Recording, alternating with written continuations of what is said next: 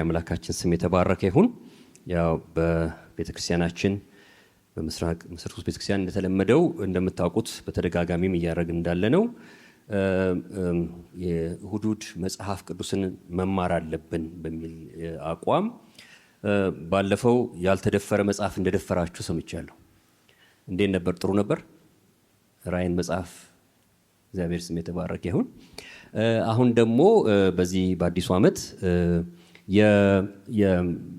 የምንድነው የክርስትና እምነት ማኒፌስቶ ተብሎ የሚታወቀውን መጽሐፍ የምንማርበት ዓመት ይሆናል። ደግሞ ይህ ዓመት ከዚህ ዓመት ጀምረን ለተወሰኑ ወራት ማኒፌስቶ ማለት የአንድ ተቋም የአንድ እምነት አዋጅ፣ ብስራት፣ የትምህርቱ የአቋሙ መገለጫ የሆነ ማለት ነው አይደል? የክርስትና እምነት ማኒፌስቶ መገለጫው መታያው መታወቂያው የሆነውን መጽሐፍ ለሚቀጥሉት ትንሽ ወራት እንማራለን ማለት ነው። ይሄ መጽሐፍ እንደምትጠረጥሩት እንደማስበው እንደሚገባኝ የሮሜ መጽሐፍ ነው። የእግዚአብሔር ስም የተባረከ ይሁን። የሮሜ መጽሐፍን እንግዲህ ከዛሬ ጀምረን ለትንሽ ወራት እናያለን ማለት ነው። ካላስቸገርኳችሁ እንቁምና የእግዚአብሔርን ቃል እናነባለን። የሮሜ መጽሐፍ ምዕራፍ 1 ዛሬ ከቁጥር 1 ጀምሮ እስከ ቁጥር 17 ያለውን ክፍል ነው የምናየው። የእግዚአብሔር ወንጌል በሚል ሐሳብ ይሄን እንማራለን። መጽሐፍ የያዛችሁ ሰዎች በ54ቱ ትርጉም ነው ማነበው። ስለዚህ እሱን መጽሐፍ ይዛችሁ እንድትከተሉኝ አሳስባለሁ። እናነባለን። ሐዋርያ ሊሆን የተጠራ የኢየሱስ ክርስቶስ ባሪያ ጳውሎስ በነቢያት አፍ በቅዱሳን መጽሐፍት አስቀድሞ ተስፋ ለተሰጠው ለእግዚአብሔር ወንጌል ተለየ። ይህ ወንጌል በሥጋ ከዳዊት ዘር ስለተወለደ እንደ ቅድስና መንፈስ ግን ከሙታን መነሳትን የተነሳ በኃይልም የእግዚአብሔር ልጅ ሆኖ ስለተገለጠ ስለ ልጁ ነው። እርሱም ጌታችን ኢየሱስ ክርስቶስ ነው። በእርሱ ስለ ስሙ በአሕዛብ ሁሉ መካከል ከእምነት የሚነሳ መታዘዝ እንዲገኝ ጸጋና ሐዋርያነትን ተቀበልን። በእነርሱ መካከል የኢየሱስ ክርስቶስ ልትሆኑ የተጠራችሁ እናንተ ደግሞ ናችሁ።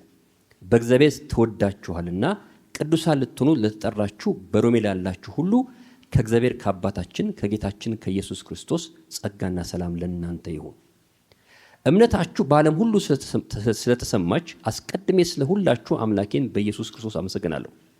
በልጁ ወንጌል በመንፈሴ የማገለግለው እግዚአብሔር ምስክሬ ነውና ምናልባት ብዙ ቆይቼ ወደ እናንተ አሁን እንድመጣ በእግዚአብሔር ፈቃድ መንገዴ እንዲያቀናልኝ እየለመንሁ ሁል ጊዜ ስጸልይ ስለ እናንተ ሳላቋረጥ አሳስባለሁ። ትጸኑ ዘንድ መንፈሳዊ ስጦታን እንዳካፍላችሁ ላያችሁ እናፍቃለሁና።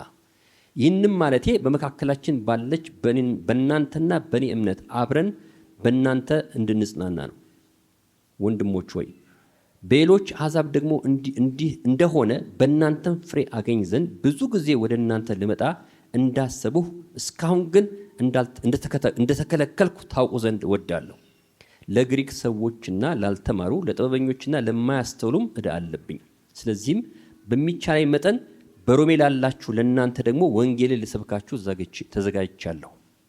በወንጌል አላፍርምና አስቀድሞ ለአይሁዳዊ ደግሞ ለግሪክ ሰው ለሚያምን ሁሉ የእግዚአብሔር ኃይል ለማዳን ነውና ጻድቅ በእምነት ይኖራል ተብሎ እንደተጻፈ የእግዚአብሔር ጽድቅ ከእምነት ወደ እምነት በርሱ ይገለጣልና ይላል። እንጸልያለን።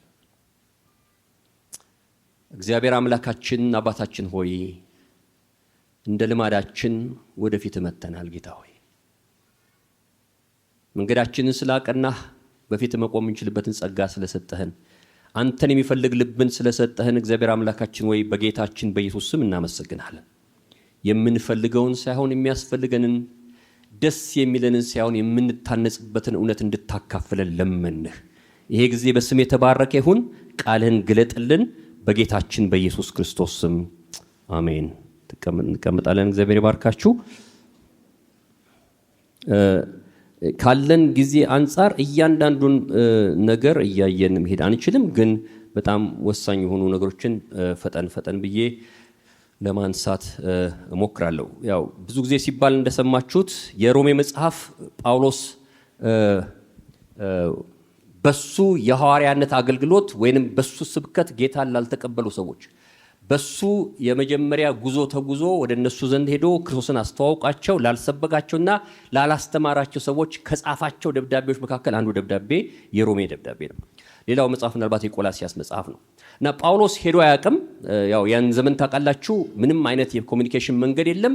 ብቸኛ መገናኛችሁ መሄድ ነው። ካልሆነ ደግሞ በረጅም ዘመን በሚላክ ፖስተኛ የሚደርስ መልእክት የሚኖረውና አይቷቸው አያውቅም። እነሱ አካባቢ ደርሶ አያውቅም። አገልግሏቸው አያውቅም። ግን ደግሞ የሮሜ መጽሐፍ ምዕራፍ 15 ላይ እንደሚነግረን ጳውሎስ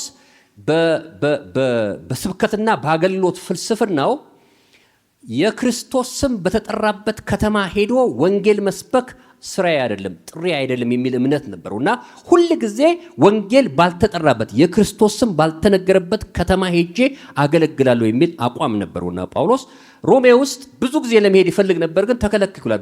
በውስጡ ያለ መንፈስ በውስጡ ያለ ጥሪ ወንጌልን ባልደረሰባቸው ቦታዎች የማስኬድ ስለነበር ማለት ነው።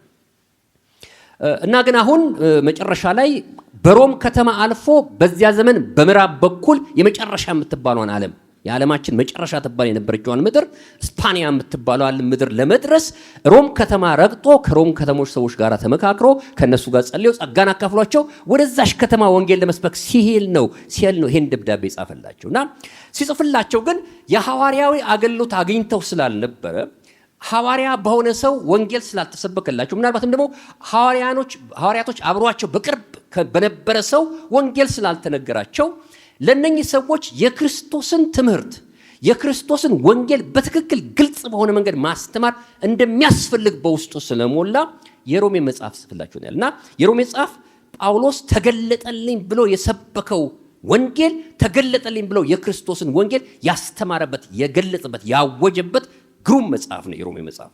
እና የሮሜ መጽሐፍ በደንብ የተማረ ሰው የሮሜ መጽሐፍ በደንብ የገባው ሰው ወንጌል ገባው ማለት ነው። የእግዚአብሔር አጀንዳ ገባው ማለት ነው። የእግዚአብሔር ሐሳብ በደንብ ተገለጠለት ማለት ነው። የጌታ ስም የተባረከ ይሁን። ስለዚህ እነኚህ ሰዎች ይሄን እድል ስላላገኙ ይሄን እድል ማግኘት እንዲችሉ ብሎ ነው ይሄንን መጽሐፍ የጻፈላቸው። ሌላው ምናልባት ሌላኛው ምክንያት ደግሞ ታውቃላችሁ ጌታ ጳውሎስ በሚያገለግልበት ወራት አንድ ወቅት ላይ አንድ የሮም ንጉስ የነበረ ቀላውዲዮስ የሚባል ንጉስ ወይም ቄሳር ታስታውሱ እንደሆነ የሐዋርያት ሥራ ምዕራፍ 18 ላይ አይሁዶችን ከሮም ከተማ ፈጽሞ አባሯቸው ነበር። ምናልባት አንባችሁ ከሆነ ጳውሎስ ወደ አቴና ሲሄድ ጵርስቅላና አቂላን አገኛቸው። እነሱ ሮም ነበሩ። ቀላውዲዮስ አባሯቸው ስለነበረ ሮም ወደ ቆሮንቶስ መጥተው ስለነበረ አገኛቸው ይልና ቀላውዲዮስ የሚባል ንጉስ አንድ ወቅት ላይ ሮማውያን በሮም ከተማ የነበሩ አይሁዶችን በሙሉ ጠራርጎ አባሯቸው ነበር። የተባረሩበት ምክንያት ብዙ የሮም ታሪክ ጸሐፊዎች እንደሚናገሩት የተባረሩበት ምክንያት ምንድነው? ክርስቶስ መሲህ ነው አይደለም የሚል አመጽ እስኪነሳና እስኪቀጣጠል ድረስ በጣም ጠንካራ የሆነ ሙግትና ክርክር ከተማ ውስጥ አስነስተው ስለነበርና የከተማዋን ሰላም ነስተው ስለነበር ነው ምን ያደርጋቸው ያባረራቸው። ማለት መፈናቀል ድሮም ነበር ጎበዝ። ሰማችሁኝ ያልኩት እኔ ጋር ናችሁ። መፈናቀል ድሮም ነበር ነው ያልኩት ዛሬ። እና እነኚህ ሰዎች ተባረሩ ከሮም። በሮም የነበረችው ቤተክርስቲያን ምናልባት ቅድም ያልነገርኳችሁ ነገር በሐዋርያት ሥራ ምዕራፍ 2 ላይ መንፈስ ቅዱስ በወረደ ጊዜ ጌታን የተቀበሉ በጴጥሮስ መልእክት ጌታ የተቀበሉ ሰዎች ናቸው ወንጌልን ይዘው ሮም ከተማ ሄደው ቸርችን የመሰረቱ ተብሎ የሚታመነው። እና ብዙዎቹ አይሁዶች ናቸው። በአይሁዶች ዶሜን በአይሁዶች ቁጥጥር ስር የነበረች ቤተክርስቲያን ነበረች ሮም የነበረችው ቤተክርስቲያን። አሕዛቦችም ድነውባታል። ግን የሮማያኖቹ የዕብራውያኖቹ አስተሳሰብ የሚነግስባት ቤተክርስቲያን ነበረች። እና ስደት መጥቶ ግን እነኚህ ሰዎች ተባረው ሲወጡ ቤተክርስቲያኒቷ ሙሉ ለሙሉ በምን ቁጥጥር ስር ሆነች ማለት ነው? በአሕዛብ አማኞች ቁጥጥር ስር ሆነች። እና አስተምሯቸው፣ ልምምዳቸው፣ ድርጊቶቻቸው በአሕዛብ የተቀኘ ሆነና ከ7 ዓመት በኋላ ይሄ ቄሳር ሞቶ ኔሮ የሚባል ሌላ ቄሳር ሲነግስ በከተማ ውስጥ ያለ ንግድን ለማነቃቃትና ኢኮኖሚውን ለማነሳሳት አይሁዶች ቢመጡልን ይሻላል ብለው አስበው ድጋሚ ለአይሁዶች በር ተከፍቶ ክርስቲያኖችም ወደ ሮም ተመለሱ። ሲመለሱ የሮም ቤተክርስቲያን በአሕዛብ ቁጥጥር ስር ሆና አይሁዶችና ሮሞች መካከል ምን ተፈጠረ? የባህልና ያስተምሮ ግጭት ተፈጥሮ ውጥረት ስለነበረባቸው ያንን ውጥረት ለማስተካከልና ቀጥተኛውን ትምህርት እንዲማሩ ለማሳወቅ እግዚአብሔር በአሕዛብና በአይሁድ መካከል ያረጋውን ስራ እንዲረዱ ለማድረግ የጻፈላቸው መጽሐፍ እንደሆነ መጽሐፍ ቅዱሳችን ስናነብ እንረዳለን። ስለ ሰዎቹ ይሄንን ካልኳችሁ በቀጣይ ስለ በዚሁ ክፍል ላይ የምታገኙት ሁለተኛና በጣም ኢምፖርታንት ነገር የጳውሎስ ማንነት ነው። ስለ ጳውሎስ ትንሽ መናገር አለብን እና ጳውሎስ በዚህ ክፍል ላይ ስለሚተርከው ስለሚናገረው ማንሳት ያስፈልጋል። ጳውሎስ ማን ነኝ ይላል። ታውቃላችሁ የዕብራይስጥ ስሙ ሳኦል ነው።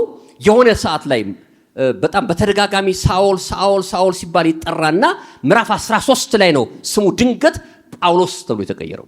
ምዕራፍ 13 ላይ አንድ ጳውሎስ የሚባል የአገረ ገዢ ታስታውሱ እንደሆነ ወንጌል የሰብኩት ወንጌል መስማት ፈልጎ ጠርቷቸው ነበርና ባርናባስና ሳውልን ጠርቷቸው ነበር። ወንጌል ሲሰብኩና ሲናገሩት አንድ አይሁዳዊ ጠንቋይ ወንጌልን ሲያጣምም ሲያዩት ጳውሎስ ይላል በዛ ክፍል ላይ ጳውሎስም የተባለው ሳኦል ይሄንን ሰውዬ አይነ እውር ይሁን ብሎ ገሰጸው ይላል ሲላችሁ ላይ ክፍል እና ከዛ በኋላ ስሙ ሳኦል መባል ይቀርና ማን ተባለ?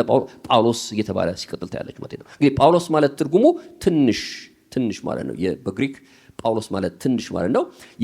የጳውሎስን ትውፊት የጻፉ ሰዎች ጳውሎስ በጣም አጭር ሰው፣ በጣም በረሃ የነበረ ሰው፣ አይኑ ጭምጭም ያለ ሰውዬ እንደነበረ ይናገራሉ ጳውሎስ በማንነቱ ማለት ነው። ግን ከዛ በኋላ በዚህ ክፍል ላይ እኔም በጣም መናገር የፈለኩትኝ በዚህ ጳውሎስ ራሱን ሲያስተዋውቅ ራሱን ለሚጽፍላቸው ሰዎች ለሚያገለግላቸው ራሱን ሲያስተዋውቅ የሚያስተዋውቅበት መንገድ በጣም የሚገርም ነው። ምን ብሎ ነው የሚያስተዋውቀው? እኔ የክርስቶስ ኢየሱስ ምንድነው የሚለው ሲላችኋል ባሪያ ነኝ ብሎ ነው የሚያስተዋውቀው። ማለት በሰዎች ዘንድ ተሰሚነት ለማግኘት በዚያ ዘመን በሰዎች ዘንድ ታዋቂ በሰዎች ዘንድ የሰዎች ጆሮ እንዲከፈትላችሁ ሰዎች እንዲሰሟችሁ የምትናገሩት ነገር አለ ትንሽ እንዲያነሳ ውሃ በደንብ እንዲሰሟችሁ ሰዎች ስለራሳችሁ ትንሽ አላለም ትንሽ በማህበረሰቡ ውስጥ ተቀባይነት ያለው ነገር ማንሳት በጣም ይጠቅማል ማለት አሁንም ያለ አስተሳሰብ ነው እሱ ታውቃላችሁ። ጳውሎስ በዘመኑ የነበረን በማህበረሰቡ ውስጥ የማይሰማን ስታተስ የማይሰማን የህይወት መስመር አንስቶ እኔ የክርስቶስ ማን ነኝ ይላችኋል? ባሪያ ነኝ ይላችኋል። ማለት ታውቃላችሁ ጳውሎስ በዜግነት ሮማዊ ነው፣ በእምነት አይሁዳዊ ነው አይደል? በዚያ ዘመን ሰውን ደረት የሚያስነፉ ሁለት ነገሮች ምን ነበር ካላችሁ? እንደ አይሁዳዊ አይሁድነት ደረት ያስነፋል፣ እንደ አሕዛብ ሮማዊ መሆን በጣም የሚያስመካ ነገር ነበር ታውቃላችሁ።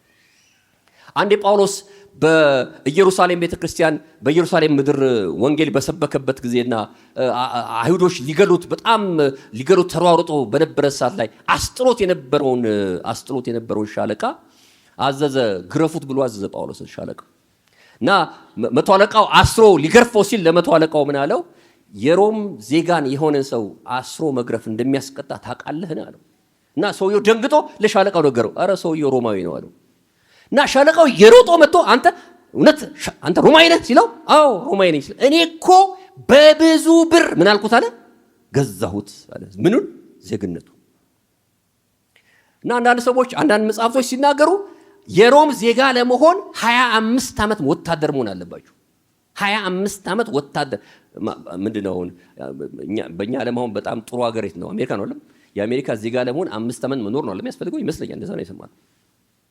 የሮምን ዜጋ ለማግኘት ዜጋ አይደለም አገሪቱ መኖር አይደለም የሚጠበቅባችሁ 25 ዓመት ግሩም ወታደር መሆን አለባችሁ። በጣም ግሩም ወታደር አለባችሁ። በገንዘብ ሲተመን ምናልባት ወደ 38 ሚሊዮን ብር መክፈል አለባችሁ ዜግነት ለማግኘት የሮም ዜግነት ለማግኘት። በጣም የሚያኮራ ዜግነት ነው ያልኳችሁ። በጣም የሚያኮራ ዜግነት።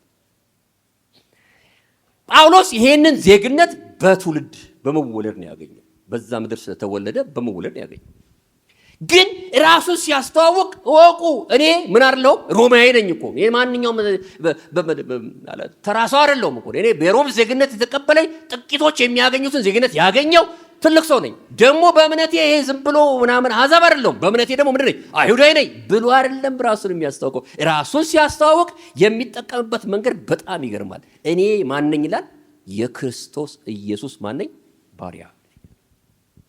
ስለ አስተሳሰብ ማለት ስለ አገልግሎት ስናስብ እግዚአብሔርን ስለማገልገል ስናስብ እንድናስብ የሚያሳስበን ይመስለኛል ነገር። በነገራችን ላይ ጳውሎስ ሁል ጊዜ ራሱን ሲያስተዋውቅ የሚጠቀምባቸው 4 ቃላቶች ናቸው ያሉት።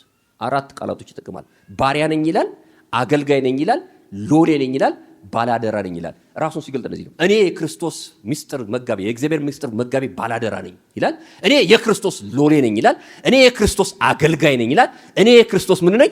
ባሪያ ነኝ ይላል። ራሱን ሲያስተዋውቅ ለአንድ ንጉስ፣ ለአንድ ገዢ፣ ለአንድ ኃይለኛ ታላቅ መንግስት ራሱን የሰጠ ሰራተኛ አድርጎ ራሱን ይገልጥ ነበር ማለት። ይሄ በእጃቸው በጣም ትልቅ ነገር ይደረግ የነበረባቸው ሐዋርያት፣ እግዚአብሔር በጣም ልዩ በሆነ መንገድ ያገኛቸው ሐዋርያት፣ ልዩ የሆነ መግለጥ የሰጣቸው ሐዋርያት ስለ ማገልገል ሲያስቡ የነበራቸውን አስተሳሰብ ማሰብ ስለ አገልግሎት ትክክለኛውን ትርጉም እንድናገኝ ይረዳናል ብዬ ነው ማነሳላችሁ ማለት ነው።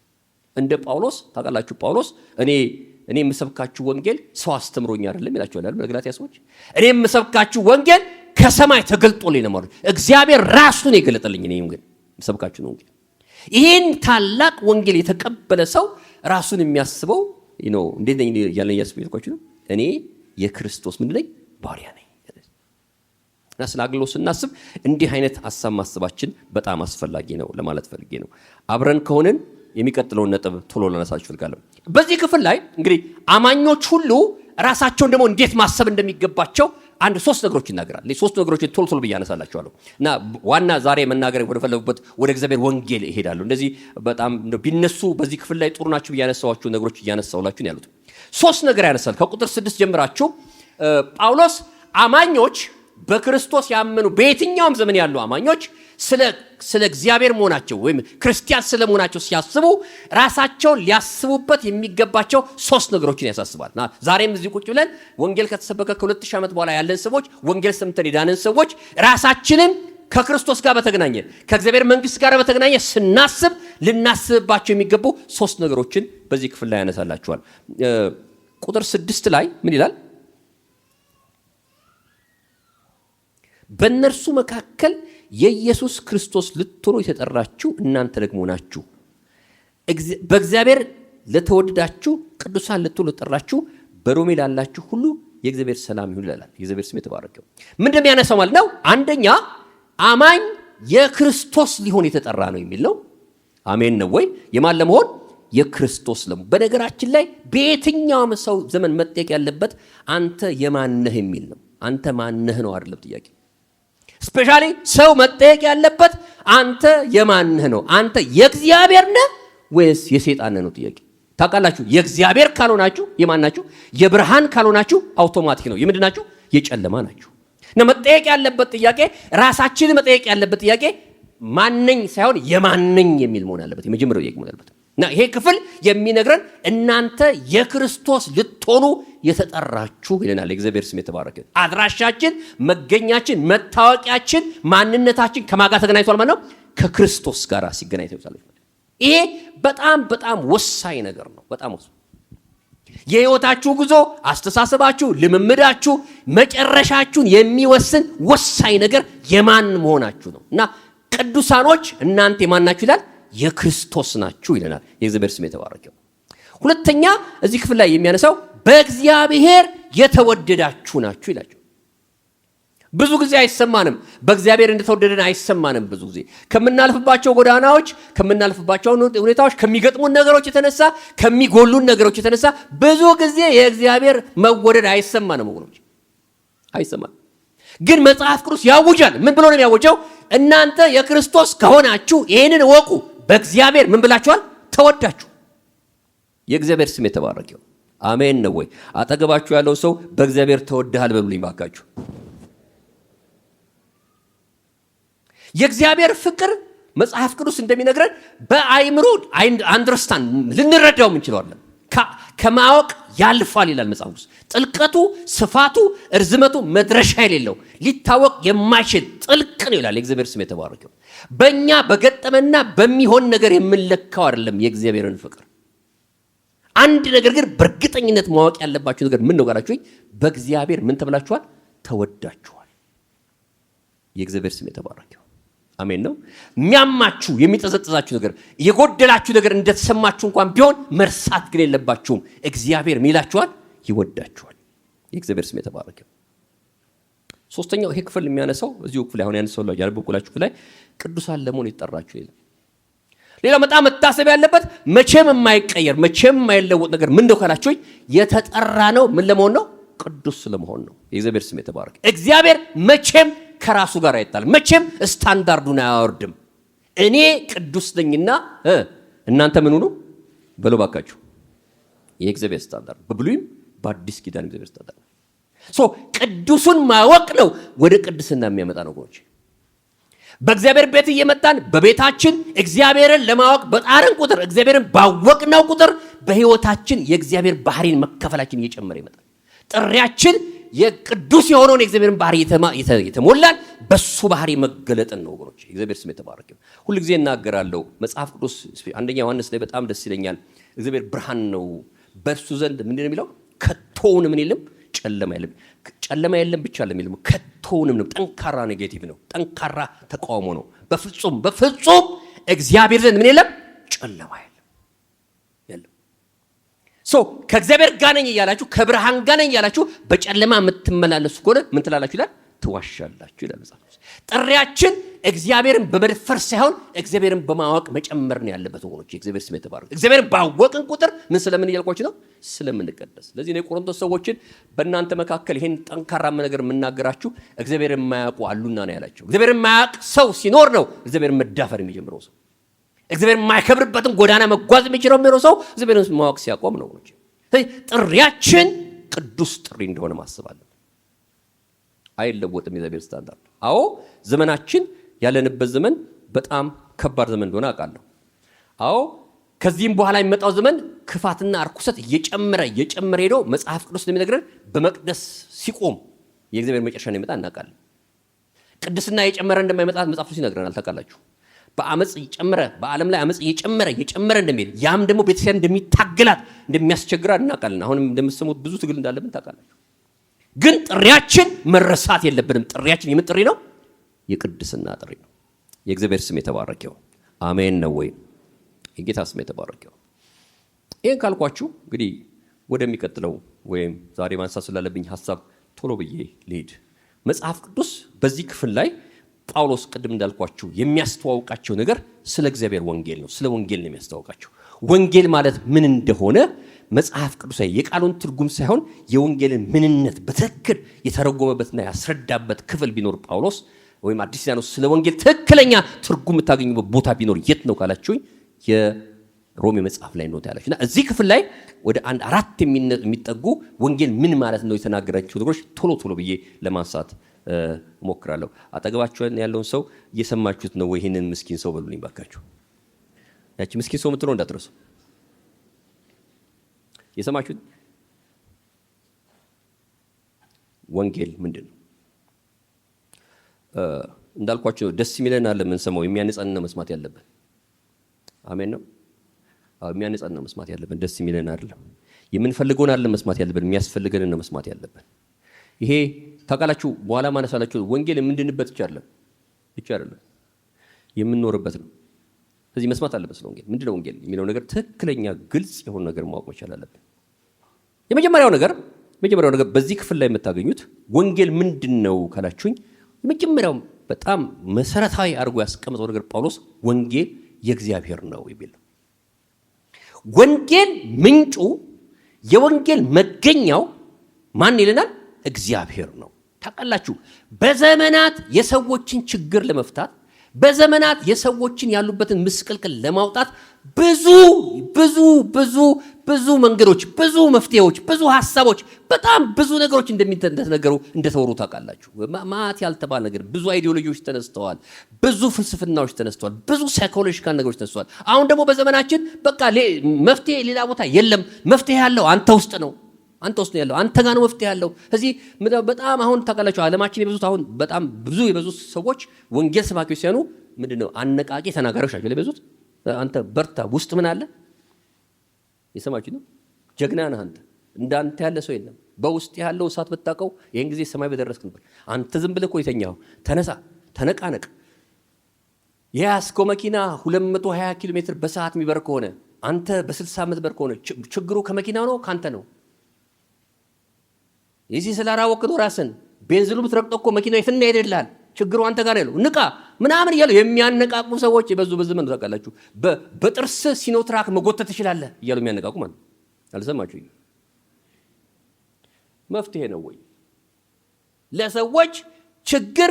መፍትሄው ምንድነው? ለሰዎች ካሉበት ነገር መውጫው መዳኛው ማምለጫው ምንድነው መንገዱ ካላችሁ መጽሐፍ ቅዱስ የሚነግረን መፍትሄው የእግዚአብሔር ወንጌል ነው። አሜን ይባላል። ኢየሱስ ጌታ አሜን ነው። ሶሻሊዝም ተባለ። በቃ ሰው ሁሉ እኩል መሆን አለበት። ደስ ይላል በጣም ንግግሩ ጥሩ ነው። ሰው ሁሉ ጥሩ ነው። ይሄ በኢንዱስትሪያል አብዮት ዘመን ንቀቶች ዓለማት በኢንዱስትሪ እንቅስቃሴ ውስጥ በነበሩ በዘመንና በጣም የሰው ጉልበት በጣም ይበዘበዝ በነበረበት ህፃናቶች ሁሉ ያስጨንቁ በነበረበት በዚያ ዘመን ተነሱና ማርክስና ለሰው መፍትሄው ሶሻሊዝም ነው እኩልነት ነው ምናምን ብለው በጣም ደሰኮሩ። ታውቃላችሁ ብዙ ተናገሩ። ስንት ህዝብ አለቀበት። አንድ ወቅት ላይ አያወጣም አፈረሱት። ዲሞክራሲ ነው ለሰው መፍትሄ ምናምን። ዲሞክራሲ ነው። ዲሞክራሲ ያመጣውን ጠመጣት ታያላችሁ። ይኸው በዓለማችን የዲሞክራሲ ቁንጮ የምትባለው ሀገር የምን ምንድን ባለው የአራዊቶችና የሚያስቡ እንስሶች ሀገር ሆናለች። ያለማ የሚያስቡ ሰው ማለት የሚያስብ እንስሳ ነው። የሚያስቡ እንስሶች ሆነዋል ሰዎች። በቃ ምንም መፍትሄ አላመጣም ዲሞክራሲ አላመጣም። ምንድነው መፍትሄው ካላችሁኝ የሰውን ችግር አድሬስ የሚያደርግ የሰውን ችግር የሚነካ ሰውን ካለበት ማውጣት የሚችል ብቸኛ የእግዚአብሔር አዋጅ ምንድነው ካላችሁ ወንጌል ነው። እግዚአብሔር ስም የተባረከ አሜን ነው ወይ? መዳኛ ወንጌል ምንጩ እግዚአብሔር የሆነው እግዚአብሔር የሰራውን ያዘጋጀውን መፍትሄ ታውቃላችሁ። በድሮ በንጉሱ ዘመን ንጉሱ አዋጅ ሲያውጁ ያልሰማ ይስማ የሰማም ላልሰማ ያሰማ የሚል ትእዛዝ ነበር። ተናጋሪው ያልሰማህ ስማ የሰማህም ግዴታ ነው ማድረግ አለበት። አዋጁ የንጉስ ስለሆነ መማት አለበት ማሰማት አለበት የሚል ነበር። አሁን ሰዎች ሁሉ ሰምተው ሊያሰሙት የሚገባ እውነተኛ ምስራች እውነተኛ መዳኛ እውነተኛ መፍትሄ ምን እንደው ካላችሁኝ እውነት እላችኋለሁ መጽሐፍ እንደሚነግረን የእግዚአብሔር ወንጌል ነው። እግዚአብሔር ስም የተባረከ አሜን ነው። በእጃችን ያለው ወንጌል የዳንበት ወንጌል ልንናገረው ለሰዎች መፍትሄ እንደሆነ ልናምነው የሚገባ። አንዳንዶቻችን እኮ እኛ አመንበት እንጂ እንደሚያድን እኮ ያመናልን። እንደሚያድን ብናምን ኖሮ እኮ ምን እናደርግ ነበር? እንናገር ነበር ወንጌል ሰምተን ጭቃን እናሰማው ነበር እኮ ወንጌል ነው ወንጌል እናሰማው ነበር።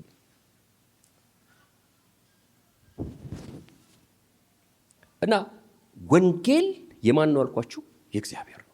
በነቢያት አፍ አስቀድሞ የተነገረ ድንገት ብልጭ ያለለት ዓለም እግዚአብሔር ዓለም ሳይፈጠር በፊት ፕላን ያደረገው ለሰዎች ብቸኛ መፍትሄ ነው ብሎ ያወጀው ትክክለኛ መፍትሄ ምንድነው ካላችሁ ወንጌል። ድንገት ጌታ ኢየሱስ ሊመጣ አካባቢ አይደለም ጌታ እግዚአብሔር ትዝ ያለው ዓለም ሳይፈጠር በፊት ያሰበው በየዘመናቱ በነቢያት በኩል እየተናገረው የመጣ ጊዜውና ወቅቱ ሲደርስ በክርስቶስ የገለጠው ምስራች የሰዎች መዳኛ የሰዎች ማምለጫ ምንድነው ካላችሁ ወንጌል ነው። የጌታ ስም የተባረከ። ወንጌል የማን ነው? የእግዚአብሔር ነው። የሃይማኖት መሪዎች አይደለም። ሰዎች ተሰብስበው የመጡት መፍትሄ አይደለም። ሰዎች የተከሰቱት አስተሳሰብ አይደለም። ወንጌል የእግዚአብሔር ነው። የእግዚአብሔር ስም የተባረከ። ሁለተኛ በዚህ ክፍል ላይ የምታገኙት ወንጌል ምን ይላል? ስለ ክርስቶስ ነው ይላል። ወንጌል እንደው ምን ይላል? ባነበው ደስ ይለኛል። ይህም ወንጌል በስጋ ከዳዊት ዘር ስለተወለደና በቅድስና መንፈስ ግን ከሙታን የተነሳ በኃይልም የእግዚአብሔር ልጅ ሆኖ ስለተገለጠ ስለ ልጁ ነው። እርሱም ጌታችን ኢየሱስ ክርስቶስ ነው ይላል። ወንጌል ክርስቶስ ነው ወገኖች፣ ክርስቶስ ነው። ምን ማለት እንደሆነ ላሳያችሁ እፈልጋለሁ። እዚህ ክፍል ላይ በዋናነት መናገር የፈለገው ስለ ወንጌል እንጂ ስለ ክርስቶስ ማንነት አይደለም። እያወራ ያለው ስለ ወንጌል ወንጌል ምንድነው እያለን እየመለሰ ነው ጳውሎስ ያለውና ስለ ክርስቶስ ባህሪ ስለ ክርስቶስ ማንነት እያስተማረ አይደለም። እያስተማረ ያለው ስለ ወንጌል ነው። ወንጌል ምንድነው ካላችሁኝ ስለ ክርስቶስ ነው። ስለ ክርስቶስ ምን ካላችሁኝ ስለ ክርስቶስ ሁለት ነገሮች። አንደኛው ክርስቶስ ምን መሆኑ? ሰው መሆኑ። አንደኛው ዓለማትን የዘረጋና ያጸና አምላክ እግዚአብሔር 3 ቢሊዮን የሚጠጉ ከዋክብቶችን በስማቸውም በአድራሻቸውም የሚያውቅ እግዚአብሔር የእያንዳንዳችንን ጸጉር ቁጥር ቆጥሮ የጸጉር ቁጥር ይሄን ያህል ነው ብሎ መናገር የሚችል እግዚአብሔር እስቲ አሜን በሉ ባካችሁ። እኔና እናንተ ለማዳን ሲል በእኛ ጫማ ውስጥ ገባ የሚለው ትምህርት ነው ወንጌል ማለት። ኢየሱስ ጌታ አሜን ነው። በዳዊት የዳዊት ዘር ነው። በዳዊት ምንድነው የዘር ሐረግ ውስጥ ተገልጧል የሚለው ሐሳብ አምላክ ምን ሆኗል እያለ ነው? ሰው ሆኗል። ለምን? ለመፍትሄ፣ ለሰው ልጆች መፍትሄ ይሆን ዘንድ፣ ለሰው ልጆች መዳን ይሆን ዘንድ። ወንጌል ማለት አምላክ ሰው ሆነ ነው። ወንጌል ወገኖች በሰዎች መካከል ያለን በእግዚአብሔርና በሰው መካከል ረብሻን ያመጣው ችግርን ያመጣው ሰዎችን በውድቀት ውስጥ የከታቸው ከዚህም የተነሳ ፍጥረት እንዲበላሽ የሰው ባህሪ እንዲበላሽ ነገር ሁሉ እንዲደበላለቅ ያደረገው የእግዚአብሔርና የሰው መለያየትን ችግር ለመፍታት ብቸኛው መንገድ ከሰው መካከል ስላልተገኘ የተገኘው መፍትሄ ራሱ እግዚአብሔር ምን ሆኖ ነው? ሰው ሆኖ ነው። ይሄን የምስራች ይሄ ነው ወንጌል። እግዚአብሔር ምን ሆነ? ሰው ሆነ። ለዚህ ነው ለሙሴ ማነው ለዮሴፍ ሲነገረው ስሙ ማን ትለዋለህ አለው። ታስታውሳላችሁ አይደል? ማን ትለዋለህ? አማኑኤል ትለዋለህ። አማኑኤል ማለት እግዚአብሔር ከማን ጋር ነው? በሎ ባካችሁ የእግዚአብሔር ስም የተባረከ። ጌታችን ኢየሱስ ክርስቶስ የሁሉ ጌታ ሆኖ እያለ ማለት ነው። ታውቃላችሁ ከዚህ ፊት ተናገር ያለው የማርቆስ ወንጌልን ትረካ ስታነቡ ጌታችን ኢየሱስ ክርስቶስ ሲጀምር ተራኪው ሲጀምርልን ኖርማል አይሁዳዊ አድርጎት ነው የሚጀምረው። ታስታውሳላችሁ አይሁዶች ሁሉ የዮሐንስን ስብከት ሰምተው በዮርዳኖስ ወንዝ ሊጠመቁ ይተሙ ነበረ። በጣም ብዙዎች ወደ ዮርዳኖስ ይሉ ነበረ። ታውቃላችሁ ሶሻል ሚዲያ አልነበረውም፣ ዮሐንስ አልነበረውም፣ ሰዎችን የሚሰበስብበት ማስታወቂያ አልነበረውም። ስብከትና ትምህርቱ ግን ጠንካራ ስለነበረ ጫካ ገብቶ በረሃ ውስጥ ሆኖ ከተማ እየነቀለ ወደሱ ይሄድ ነበረ የሱ መልእክት ለመስማት ማለት ነው። እና ጌታችን ኢየሱስ እንደ ማንኛውም አይሁዳዊ የዮሐንስ ጋር ለመጠመቅ መጣ ይላል። ሲጀምር ተራኪው አንድ ተራ አይሁዳዊ ነው ጌታ ኢየሱስ የሚያደርገው ኖርማል አይሁዳዊ መጣ፣ በዮሐንስ ተጠመቀ ጌታ ኢየሱስ። ከዛ በኋላ የምታዩት ግን የማርቆስን ትረካ ስትመለከቱ ጌታችን ኢየሱስ ይሄ ሰው የሆነውን በመካከላችን በጫማ ቁጥር ተወስኖ የመጣውን ጌታችን ኢየሱስን እየገለጠው ሲመጣ የምታገኙት ግን በጣም የሚገርም ነገር ነው። እንዲሁ አንዱ ባነሳላችሁ ታስታውሳላችሁ 5000ዎችን መገበ።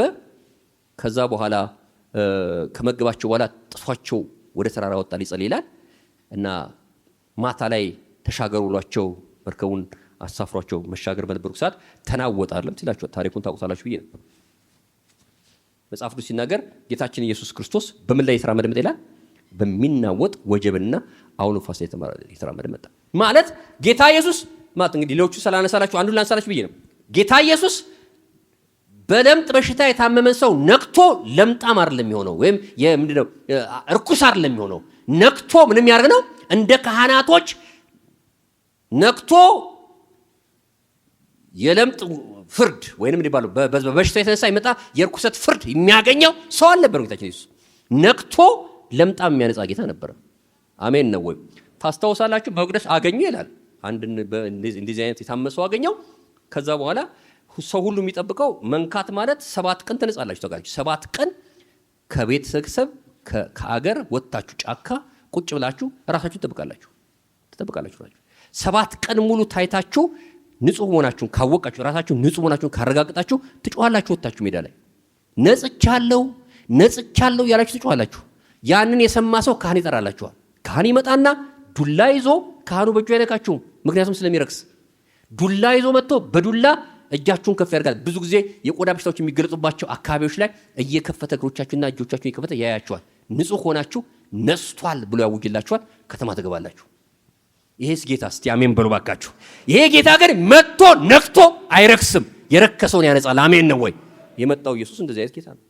በሰው ጫማ የገባው ኢየሱስ የሚያነጻ ኢየሱስ ነው።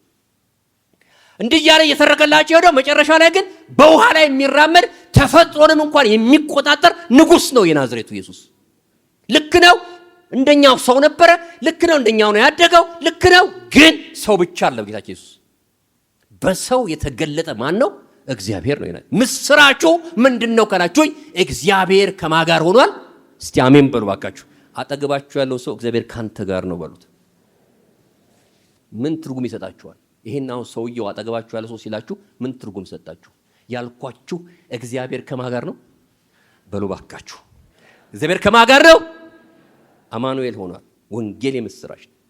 ማንም ሊቀርበው በማይችል ብርሃን የሚኖር አምላክ በመቅደሱም ስርዓት ውስጥ ሊቀረብ አይችልም፣ ሩቅ ነው፣ ብትጠጋው ትቀሰፋለህ እየተባለ ይሰበክልህ የነበረው እግዚአብሔር ዛሬ አንተ ቤት መጣ። እስቲ አሜን በል እባክህ። ወንጌል እሱ ነው። ኢየሱስ ጌታ አሜን ነው ወይ? ይኸውላችሁ ጌታ ኢየሱስ ወደ ምድር መጥቶ የሆነ ምንድነው በጣም ማንንም ማይጠጋው ስታቱሱን ከፍ ያደረገ የነገስታት ዘር ሆኖ ምናምን በጋርድ የሚጠበቅ አልነበረም። በየመንደሩ እየዞረ በየሰው ቤት እየፈለገ እየሄደ ሰዎችን ያሬድ ነበር። መልካም እረኛ ነበር። አሜን ይባላል። እግዚአብሔር ሰው ሆኗል። ምስራች ወንጌል ማለት በዳዊት ዘር እግዚአብሔር መገለጡ ነው። ሰው መሆኑ ነው ወንጌል ማለት። እና ሁሌ ለራሳችሁ መንገድ አለባችሁ። ወንጌልና አምኛለሁ ስትሉ በምንም ነገር ውስጥ ብታልፉ እንዳትረሱ እግዚአብሔር ከማጋር ሆኗል በሉ ባካችሁ። ወንጌል ቤታችሁ መጥቷል። እግዚአብሔር ቤታችሁ መጥቷል። ጌታ በህይወታችሁ መጥቷል። እናንተ ጋር ነው ያለው ወንጌል የምስራችሁ። ሁለተኛው ወንጌል እግዚአብሔር በሰዎች መካከል መጥቷል ብቻ ደግሞ ሳይሆን ሁለተኛው የእግዚአብሔር የድል ብስራት ነው። ወንጌል በትንሳኤ የተነሳው ስለተነሳው ስለ ክርስቶስ ነው አይደል የሚለው። በኃይል የእግዚአብሔር ልጅ ሆኖ ስለተገለጠው ከሙታን በመነሳት በኃይል የእግዚአብሔር ልጅ ሆኖ ስለተገለጠው ስለማን ነው? ስለ ክርስቶስ ነው። ምን ማለት ነው ካላችሁ ትንሳኤ የእግዚአብሔር የድል ብስራት ነው። ትንሳኤ በዘመን ውስጥ የተደረገ የሆነ ክስተት አይደለም፣ የሆነ ታሪካዊ ዘገባ አይደለም።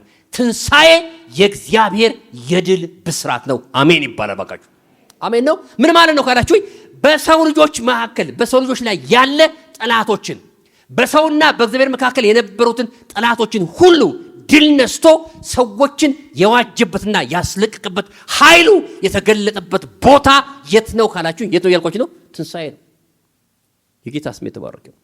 ሞት የተሸነፈበት፣ ኃጢአት የተረታበት፣ የዚህ ዓለም በሆድ የሚመራው በፍላጎት በምኞት የሚመራው የዚህ ዓለም ኑሮ ድል የተነሳበት ቦታ የት ነው ካላችሁ ትንሳኤ ነው። አሜን ነው ወይ?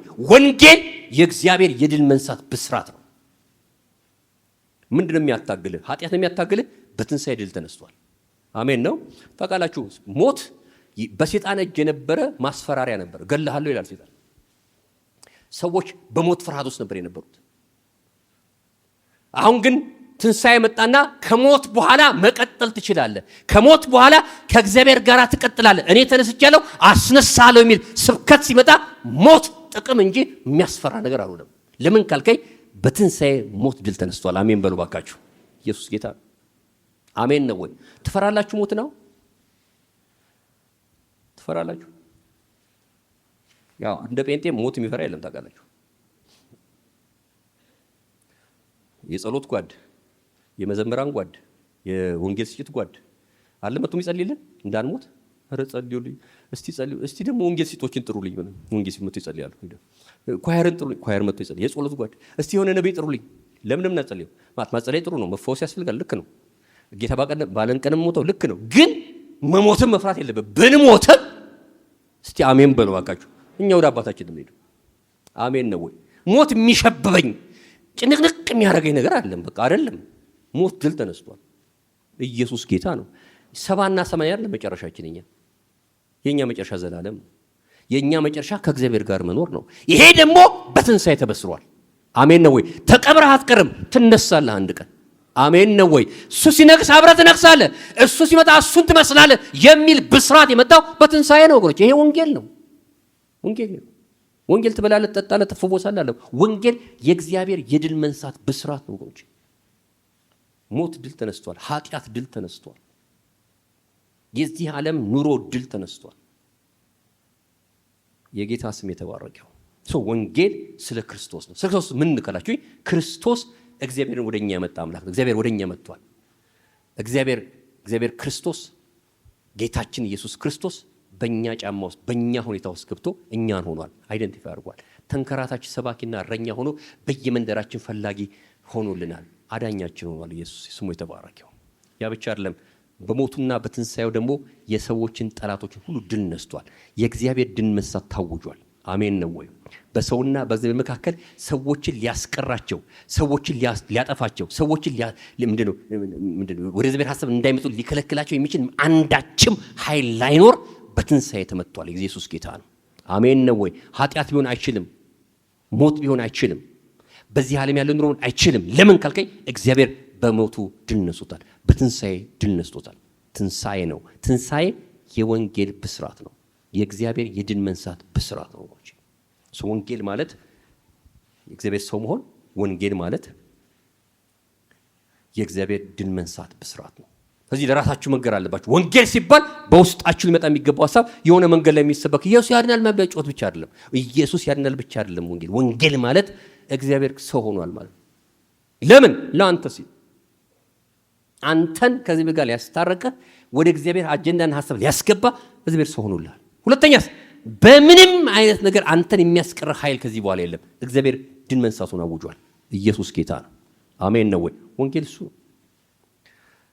ሶስተኛ ይመስለኛል። ሶስተኛ ወንጌል ከእምነት የሚነሳ መታዘዝን የሚጠይቅ ምስራች ነው። እዚሁ ክፍል ላይ ባነበብኩላችሁ ክፍል ላይ በአሕዛብ መካከል ከእምነት የሚነሳ መታዘዝ እንዲገኝ ጸጋና ሐዋርያትን ተቀበለን ይላችኋል ጳውሎስ። ይህንን ወንጌል እንድንሰብክ የምንሰብከው ወንጌል ደግሞ በስሙ የተነሳ የምንሰብከው ስብከት በሰዎች መካከል እንዲመጣ የሚፈለግ ነገር አለ። ምንድን ይፈልጓላችሁ? ከእምነት የሚነሳ ምን እንዲመጣ?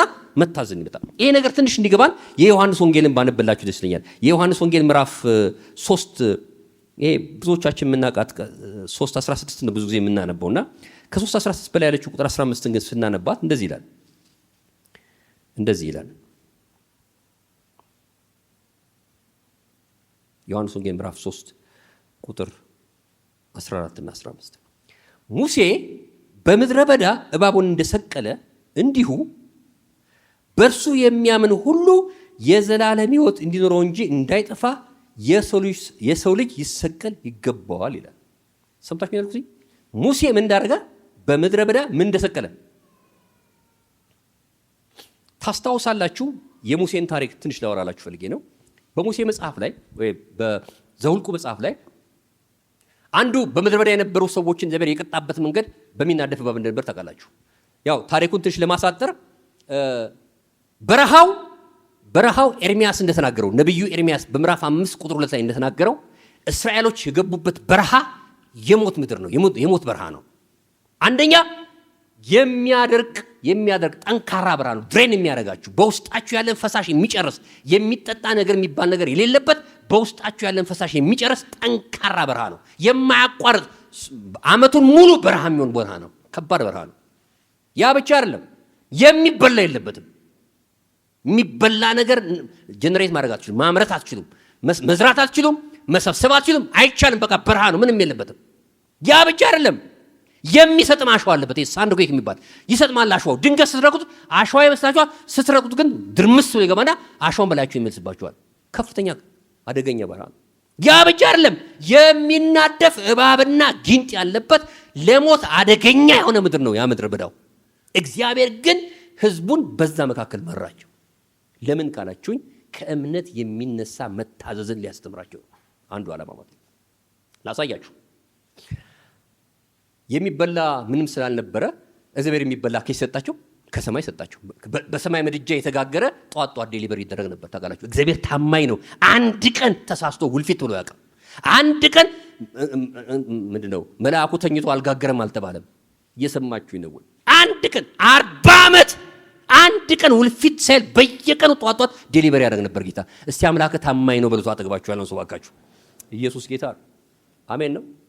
አንድ ቀን ውልፊት አላደረገም። በየቀኑ የዕለቱን እንጀራ ያመጣ ነበር እግዚአብሔር። አንድ ጊዜ ሰለቸን አሉ ምግቡ። ይሄ እግዚአብሔር ሜኑ አያውቅም። በቃ ምንድነው እኛ ግብጽ እያለን እኮ ብዙ ሜኖ ነበረን። ዱባ ነበረን፣ በጥሹ የሚባል ምግብ እንደሆነ አላውቅም። በጥሹ ምናምን ነበረን፣ አሳ ነበረን፣ ሜኖ ነበረን። እዚህ መጣን፣ ይኸው ከእግዚአብሔር ጋር መጣን። ይሄ እግዚአብሔር ሜኖ አያውቅም። ምንም ያውቀው መና ብቻ ነው የሚያውቀው ብለው አጉረመረሙ ይላል። እግዚአብሔር አዘነ፣ ተቆጣና እባብ ላክባቸው ይላል። እባብ አስቡት፣ በረሃ ነው። እንኳን እባብ የምትገልበት ዱላ ይቀርና ልጅ ቢያጠፋ የምትቀጣበት ጭራሮ የለበትም። እየሰማኝ ነው። ከባድ በረሃ ነው። ምንም ነገር የለበትም። ምን እንደምታደርጉት ሮጫ መልጠዋል እንዳትል፣ የበረሃ እባብ አሸዋ ውስጥ ይልካጋችሁ። ድንገት አሸዋ በትኖቶ ይነድፋል። ደግሞ የበረሃ እባብ ከነደፈ እንደ አዲስ አበባ አይደለም፣ ይገላል፣ አሳብጦ ይገላል። ከባድ ነው። መፍትሄ ስላልነበራቸው ወደ ሙሴ ጮሁ ይላል። ሙሴ ወይ አድነን ብለው ጮሁ። እግዚአብሔር ወደ እባብ ቀማራቸው ሲለው ሂድና አለው እባቡን ምን በለው ባካችሁ በምንድን ነው በመስቀል ላይ ስቀል። ከዛስ እባቡን በእምነት የሚያዩ ሰዎች ሚላሉ ደግሞ እባቡ የሚሰራው ከምንድን ነው ታስታውሳላችሁ? ከናስ ነው የሚሰራው። እና ናስ ጠፍጥፈን ያለው በዚያ ዘመን ሰዎች ራሳቸውን ለማየት መስጠኛውን ጧት መስታወት አይቼ የመጣሁት መስታወት የሚባል ነገር አለ በእኛ ዘመን። በዚያ ዘመንስ መስታወት የለም። በምን ነው ራሳችሁ የምታዩት? የሰማችሁ ነው። በዚያ ዘመን ሀብታም ከሆናችሁ የተጠፈጠፈ ናስ ቤታችሁ ይኖራችኋል። በናስ ነው የምታዩት። ሀብታም ካልሆናችሁስ በተጠራቀመ ውሃ ነው የምታዩት። አልሰማችሁም? የተጠራቀመች ውሃ ውስጥ አይተህ አበጥረህ ትወጣለህ ማለት ነው። ከሌለ ምን ታደርጋለህ? ሀብታም ሆንክ የተጠፈጠፈ ናስ ሲኖር ናስ ያሳያል፣ ራስን ያሳያል። አሁን ምንድነው እባቡን በናስ መልክ ሰጥቶ ሲሰቅለው ሰዎቹ እባቡ የተሰቀለውን እባብ የሚያየው ከሆነ ይኸውላችሁ እባብ እየመጣ እያየህ በአስተሳሰብ በራስ ራሽን በራስ አስተሳሰብ በራስ የማሰብ ብቃት ተንሰ ልሩጥ ልምታው እያልከው ልምታስበው እንዲህ ብለህ ከምታስብ እመንና ምን በል የተሰቀለው ነኝ ምንም ላይም ቢወጣ አይገልህም፣ አይነርፍም። ለምን? እግዚአብሔር ተናግሯል። አልሰማኝም? አሁን ምንም ይሻል ማለት አምነህ ምን ማለት መወራጨት አይሻልም። አምነህ መታዘዝ አምነህ ደግሞ ታውቃላችሁ አንዳንዶቹ ተነድፈዋል። ታስቸግረው በዚህ ችግር ተነድፈው አብጠዋል። ባበጡበት ሁኔታ ውስጥ ሆነው የተነደፈው ማለት የተሰቀለውን እባብ ሲመለከቱ አይናቸው እያየ በናስ ውስጥ ሰውነታቸው ሲሞሽሽ ይወጣል። አሜን ነው ወይ? ከእምነት የሚነሳ ምን መታዘዝ። ወንጌል በብሉይም በአዲስ ኪዳንም እግዚአብሔር የሚፈልገው ተንቀጥቅጣችሁ ወይኔ ሊያጠፋኝ ነው፣ ወይኔ ሊጨርሰኝ ነው፣ ወይኔ ጉሬ በሚል ሳይሆን የእግዚአብሔርን በጎነት አምናችሁ የእግዚአብሔርን እውነተኛነት አምናችሁ የእግዚአብሔርን ትክክለኛነት አምናችሁ ለእምነት በሚሆን ምላሽ በመታዘዝ ስትሰጡ ምን ትድናላችሁ? ትድናላችሁ። አሜን ነው ወይ? ከእምነት የሚነሳ ምን መታዘዝ። ወንጌል ከእምነት የሚነሳ ይኸው ኮንፌሽን አይደለም ድኛለሁ ኢየሱስ ጌታ ነው ምናምን ማለት ብቻ አይደለም። ከእምነት የሚነሳ መታዘዝ። ታውቃላችሁ ብዙ ጊዜ ተናግረናል። እምነት እናንተ የምትፈበርኩት እናንተ ከልባችሁ የምታወጡት መልካም አስተሳሰብ አይደለም። እምነት በእናንተ ምኞት ላይ አይመሰረትም። እምነት በእናንተ ፍላጎት ላይ አይቆምም። እምነት የሚቆመው በሁለት ነገር ላይ ነው። እምነት የሚቆመው በእግዚአብሔር ባህሪና በእግዚአብሔር ተስፋ ላይ ነው የሚቆመው። አሜን ይባላል። ይሄ ጉባኤ ከኔ ጋር ነው። ምን አልኩኝ? እምነት የሚቆመው በእግዚአብሔር ተስፋ ላይ ነው፣ በእግዚአብሔር ንግግር ላይ ነው፣ በእግዚአብሔር ቃል ላይ ነው። ለምን ቃላችሁ? እግዚአብሔር በባህሪው ስለማይዋሽ፣ እግዚአብሔር በማንነቱ ስለማይለወጥ፣ እግዚአብሔር ምንም ነገር እጁን ስለማይጠመዘዘው፣ የእግዚአብሔርን ሐሳብ የሚያስቀይር ምንም አይነት የፖለቲካ ለውጥ፣ የሰዎች ለውጥ፣ የጂኦግራፊ ለውጥ የሚለውጠው ነገር ስለሌለ እግዚአብሔር ጽኑ አምላክ ስለሆነ በእግዚአብሔር ባህሪና በእግዚአብሔር ተስፋ ላይ ነው እምነት የሚጸናው። አሜን ነው ወይ? አንዷ ልጅ ይቅርታዬን በመናገር ከዚህ በፊት ተናግሬ እንደሆነ አላውቅም። እንግዲህ በሰዎች መለኪያ አታምርም፣ ልጅቷ አታምርም እንደሆነ አላውቅም። እንግዲህ አለማማርና ማማር እንደየሰው ነው አለ። ግን እሷም ራሷም ተቀብላለች፣ በሆነ ደረጃ አላምንም ብላ ተቀብላለች ልጅቷ። እና ስብከት ሰማች። የሰማችው ስብከት ምንድን ነው? አምነሽ ቃል ብታወጪ አሜን በሉ እባካችሁ።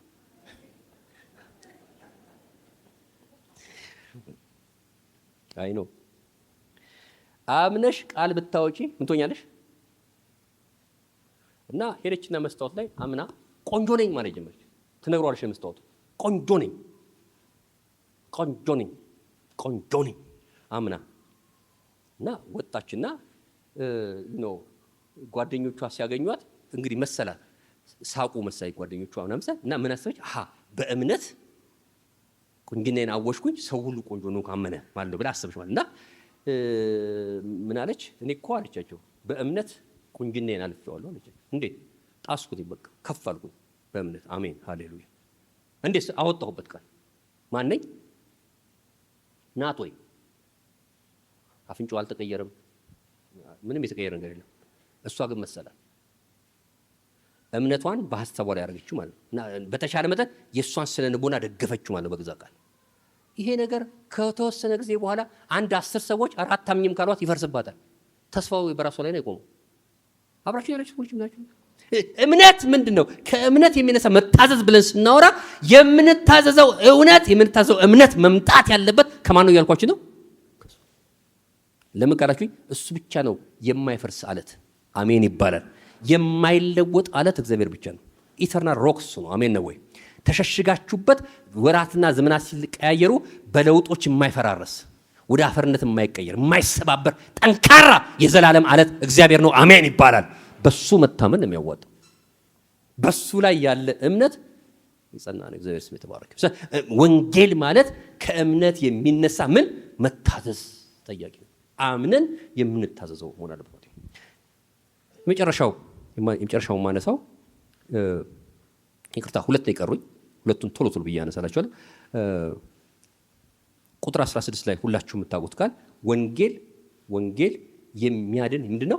የእግዚአብሔር ኃይል ነው ይላል። ሁለት ነገር ተናግሬ እጨርሳለሁ። አንደኛው ወንጌል የእግዚአብሔር ኃይል ነው የሚልና ሁለተኛው ደግሞ የእግዚአብሔር ጽድቅ የተገለጠበት ነው የሚሉትን ነገሮች ተናግሬ እጨርሳለሁ። እዚህ ምዕራፍ 16 እና 17 ላይ ያሉትን ቃላቶች ማለት ነው። ወንጌል ተራ ንግግር አይደለም። ወንጌል የምክር ቃል አይደለም።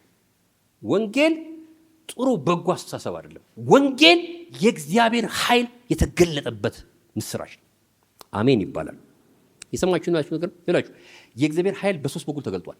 አንድ በእግዚአብሔር መንፈስ፣ ሁለት በክርስቶስ ስም፣ ሶስት በወንጌል። አሜን ነው ወይ? ወንጌል የክርስቶስ ስም የትኛውንም የአጋንንት ሰራዊትን የአጋንንትን ኃይል ይደመስሳል። ኃይል አለ። በስሙ ውስጥ ምን አለ? ኃይል አለ። አሜን ነው ወይ? በመንፈስ ቅዱስ ውስጥ የተገለጠው ኃይል እንዳለ ታውቃላችሁ። ክርስቶስን ከሙታን ያስነሳ ያ ኃይል በማን ይሰራል ተብሏል? በእናንተ ውስጥ ይሰራል። የእግዚአብሔር መንፈስ ኃይል ተገልጧል። ኃይሉን ገልጧል እግዚአብሔር በመንፈስ ቅዱስ። ክርስቶስን ከሙታን በማስነሳት እኛን ከሙታን በማስነሳት በኃይል ተገልጧል እግዚአብሔር። ያ ብቻ አይደለም። የእግዚአብሔር ወንጌል የክርስቶስ ምስራች በራሱ ደግሞ ምንድነው? ኃይል ነው። ሰዎችን ትራንስፎርም ማድረግ ይችላል። ሰዎችን መለወጥ ይችላል። ሰዎችን ከኃጢአት ግዛት ማውጣት ይችላል። ሰዎችን ከሰይጣን እስራት ማውጣት ይችላል። ምን? ወንጌል። ለምን ካላችሁ የእግዚአብሔር ኃይል ተገለጠበት ነው። ለሚያምን አይሁዳዊም ይሁን ግሪክ ሰው በማንም ፊት ሳይዳላ ለሚያምን ሰው ሁሉ የእግዚአብሔር ኃይል መገለጥ ነው። ምን? ወንጌል። የጌታ ስም የተባረከ ይሁን። አሜን ነው ወይ? ሰዎች ወንጌልን ሰምተው ጥሩ የባህሪ ለውጥ አይደለም የሚያመጡት። ሰዎች ወንጌልን ሰምተው የሆነ መልካም አስተሳሰብ ውስጥ አይደለም የሚገቡት። ተሐድሶ ይሄ ሪሃቢሊቴሽን ውስጥ ገብተው ሰዎች ታውቃላችሁ፣ ሰዎች የባህሪ ለውጥ ያስተሳሰብ ለውጥ ምናምን ከሆነ እኮ ሰዎች ሱሰኛ የሆነ ሰው እኮ በሆነ ደረጃ በማገገሚያ ቦታ ገብቶ እኮ የሆነ ነገር ውስጥ ትንሽ ተቀይሮ ይችላል። እንደሱ አይደለም ወንጌል። እንደሱ አይደለም ወንጌል። ፈጽሞ ምን ማድረግ የሚችል ነው? ማዳን የሚችል ኃይል ነው። ይላችሁ መጽሐፍ እንደዚህ ይላል፣ ከጨለማው ስልጣን ምን አደረገ ይላል? አዳነን ይላል። አማን ነው ወይ? ስልጣን አለው ሰይጣን፣ ክፉ ጨለማው ስልጣን አለው። ከዚህ ስልጣን የምንወጣበት መልካም አስተሳሰብ ወይም ጥበብ አይደለም የተሰጠን፣ ከኃይሉ ነው ምን ያደረገን? ያዳነን። በምን? በወንጌል። አሜን ነው ወይ? ከዚህ በኋላ ሰይጣን በእናንተ ላይ ምንም አይነት ኦቶሪቲ ኤክሰርሳይዝ እንዳያደርግ፣ ምንም አይነት ሐሳብ መናገር እንዳይችል የሚያደርግ ኃይል የተገለጠው በምንድን ነው ካላችሁ? በወንጌል። ሰዎችን ትራንስፎርም ያደርጋል። ሰዎችን ከሆነ ግዛት ወደ ሆነ ግዛት ይቀይራል። ነው ጊዜ ስለሌለኝ ማለት ነው። የእግዚአብሔር ሪደምሽን ሁሉ ጊዜ የሚይዘው ነገር ይሄን ነው። ብዙ የተናገራለሁ፣ አሁንም መናገር አልሰለችም፣ እናገራለሁ። ስሙኝ። የእግዚአብሔር ሪደምሽን፣ የወንጌል ብስራት፣ የእግዚአብሔር የመዋጀት ምስክርነት፣ የእግዚአብሔር የመዋጀት ኃይል ሲገለጥ ሁሉ ጊዜ ከአንድ ግዛት ወደ ሌላ ግዛት ነው የምትቀየሩት። መዳን እሱ ነው። የማዳን ኃይል እሱ ነው። በብሉይ ኪዳን ታስታውሳላችሁ፣ እስራኤል በሚገዛት በፈርዖን ግዛት ውስጥ ነበር የነበረችው። ፈርዖንም ጠይቋል፣ እሺ እግዚአብሔርን አምልኩ፣ እኛ ሀገር ካሉት ከ10 ምናምን አማልክቶች ተጨማሪ አንድ አምላክ ይጨመርና ያህዌ የሚባል ጨምራችሁ አምልኩ፣ ግን ከኔ ግዛት አትውጡ ማለት ነበር ያላችሁ። አብራችሁ ያላችሁ እሱ ነበር ያላችሁ። ኖ አለ ሙሴ፣ ኖ እንውጣለን። የእግዚአብሔር ሐሳብ የግብፅ መንግስት በእስራኤል ላይ ኃይልን፣ ፈቃድን፣ ሐሳብን ኤክሰርሳይዝ ወደማይችልበት የግዛት ለውጥ ማድረግ ነበርበት እግዚአብሔር። የእግዚአብሔር ሪደምሽን ሲገለጥ፣ የእግዚአብሔር መዋጀት ሲገለጥ ኤክሰደስ ያደርጋቸዋል። አሜን ነው ወይ? ኃይሉን ይሰብረውና የአማልክቶችን ኃይል፣ የፖለቲካውን ኃይል ሰባበረና ከላያቸው ላይ ማንም ደግሞ በእነሱ ላይ ስልጣን እንዳያደርገው ለማድረግ ባህር ከፍሎ አሻግራቸው፣ የግዛት ለውጥ አደረገላቸው። አሜን ነው ወይ? ከዛ ጊዜ ጀምሮ ግብፅ በእነሱ ላይ ስልጣኑን ኤክሰርሳይዝ ማድረግ አልቻለም። ለምን ካላችሁ ተዋጅተዋላ። ለምን ካላችሁ ወጥተዋላ። ሪደምሽን ካለ ኤክሰደስ አለ። አሜን ነው ወይ? ለዚህ ነው መጽሐፍ ለዚህ ይላል ከጨለማው ስልጣን አዳነን ካለ በኋላ ከዛስ ወደ ፍቅሩ መንግስት ምን አደረገ ይላል? ኤክሰደስ አደረገን፣ አፈለሰን ይላል። አሜን ነው ወይ? የግዛት ለውጥ አድርጋችኋል። በምን? በወንጌል። ወንጌል የሚያድን ኃይል ነው። ኢየሱስ ጌታ ነው። ኢየሱስ ጌታ ነው። ኢየሱስ ጌታ ነው። ለምን ካላችሁኝ ሪደምሽን ተካሂዷል በወንጌል። ቀድሞ ከነበረው ኃይል ቀድሞ ከነበረው ገዥ አወጣችሁና እሱ ብቻ በሚገዛበት በመንግስት ውስጥ አስገባችሁ። ይሄ ወንጌል ነው። ወንጌል የሚያድን ኃይል ነው። የእግዚአብሔር ኃይል ነው ወንጌል። የጌታ ስም የተባረከው። የጌታ አምላካችን ስም የተባረከው። የመጨረሻውን ተናገር ይጨርሳል። ወንጌል የእግዚአብሔር ጽድቅ የተገለጠበት የሚገለጥበት ነው። ምዕራፍ 17 ታውቃላችሁ። የፕሮቴስታንት እምነት መስራች የነበረው ማርቲን ሉተር በእምነቱ ይሄንን የክርስቶስን ወንጌል የመጽደቅን ወንጌል የመዳንን ወንጌል የሰበከበትን መገለጥ ያገኘባት ቴክስት ወይም ክፍል እቺ ክፍል እንደሆነች ታውቃላችሁ። እና ትንሽ ነገሮችን ማሰቡና መናገሩ በጣም አስፈላጊ ነው። አጠገባችሁ ያለው ሰው ትንሽ ደቂቃ ስማ ብሎት ባካችሁ፣ ትንሽ ደቂቃ ስማ። ኢየሱስ ጌታ ነው። አሜን ነው አይደለም? ምንድን ነው የእግዚአብሔር ጽድቅ? ዲያኮሱኔ ቴዎ ይላል በግሪክ። ማለት ዝም ብያለሁ የጠቀሱትኝ ትርጉም፣ ሁለት ትርጉም በግሪኩ ኮንስትራክሽን፣ በግሪኩ ምንድን ነው የስርዓተ የሴንቴንስ ኮንስትራክሽናቸው ሁለት ትርጉም ስላለው ብዬ ነው ያነሳሁት ማለት ነው። ይሄን ቃል በጣም ደግሞ ኢምፖርታንት ነው በክርስትና ስነ መለኮት ውስጥ። እንደምታውቁት ጽድቅ ማለት ትክክለኝነት፣ ፍትሃዊነት፣ እውነተኝነት፣ የማያዳላ መሆን፣ ቅዱስ መሆን ማለት ነው። እና እግዚአብሔር ጻድቅ ነው ስንል ምን ማለታችን ነው? አያዳላም፣ ፍትሃዊ ነው። ለሀብታም ለድሃ፣ ለነጭ ለጥቁር፣ ላለቀሰ ለዝም ላለ ምናምን አያዳላም፣ ፍትሃዊ ነው። ፍትህ ነው የሚያደርገው እግዚአብሔር፣ እውነት ነው የሚያደርገው እግዚአብሔር ማለት። አሁን አስቡ፣ በእግዚአብሔር ፊት በምን እንግዲህ ደጋግመን የምናነሳው አስበን፣ በእግዚአብሔር በዚህ አይነቱ እግዚአብሔር ፊት በእንዲህ አይነቱ ጻድቅ እግዚአብሔር ፊት በምን መንገድ ነው እናንተ ተቀባይነት ማግኘት የምትችሉ ነው የወንጌል ጥያቄ። እንዴት ትችላላችሁ? የማርቲን ሉተር ስቃይ የነበረው ይሄ ነው። ማርቲን ሉተር የእግዚአብሔር ጽድቅ ገብቶት ነበር። የእግዚአብሔር ትክክለኝነት ገብቶት ነበር። የእግዚአብሔር ልከኝነት ገብቶት ነበር። እግዚአብሔር ፍትሃዊ እንደሆነ፣ ንጹህ እንደሆነ፣ በዓይኖቹ ፊት ምንም ርኩሰት እንደሌለ፣ አተርሊ ፍጹም ብርሃን እንደሆነ፣ በሱ ዘንድ ነቁጣ የምታክል ጨለማ እንደሌለ ቅዱስ አምላክ እንደሆነ ገብቶታል። ጥያቄው የነበረው እኔ ደግሞ ኃጢአተኛ ነኝ፣ እኔ ደግሞ ችግር አለብኝ፣ እንዴት ነው በሱ ፊት መቆመው የሚል ጥያቄ ነበር። እና አንድ ጊዜ መብረቅ ሲመብረቅ ደንግጦ እግዚአብሔር ከዚህ መብረቅ ካዳንከኝ ሞኖክስ ይሆናል ብሎ ማለ ዳነ። ከዛ መብረቅ ያው የዛ ጊዜ በድንጋጤና በፍርሃት የተናገረው ቢሆንም ያንን ተናግሮ ከምልኩስና መቅረት ቢችልም ከነበረው የእግዚአብሔር ጽድቅ ፍርሃትና ድንጋጤ የተነሳ ግን ራሱን ሞኖክስ ያደረገ በጣም የሀብታም ልጅ ነው። አባቱ እንዲማር ይፈልግ ነበረ። እሱ ግን በፍጹም እኔ መኖር አልችልም ብሎ ሞልኩሼ ምን ሆናለሁ የእግዚአብሔርን ጽድቅ አገኛለሁ፣ የእግዚአብሔርን ጽድቅ አገኛለሁ ብሎ ነገር ዓለሙን ትሎ ሞኖክስ ሆነ። አሁንም ያስፈራዋል የእግዚአብሔር ጽድቅ። ማን ይቆማል በዚህ ፊት? በዚህ አምላክ ፊት ማንም ይቆማል? አንድ ጊዜ የጌታ ራት እየሰጠ ሊትራሊ እግሩና እጁ ይንቀጠቀጥ ጀመር እና ሰው ጉባኤው እያየው እግሩ ይንቀጠቀጣል። እንዲህ በደንብ ሼክ ያደርጋሉ። እጁ ይንቀጠቀጥ። ምን ነው ሲሉት በዚህ አምላክ ፊት ምን ብዬ ነው የምሰጣችሁ? ተናዞ ያወጣለት። ታውቃላችሁ ካህናቶች በዛ ዘመን ታውቃላችሁ ካቶሊኮች የሚናዙት ለማን ነው? ለካህናት የሚናዙት። እና ካህናቶች ሲመጡ ወይኔ ማርቲን ሉተር መጣ ልናድር ነው ይባላል። አይቆምም፣ ተናዞ አይጨርስም።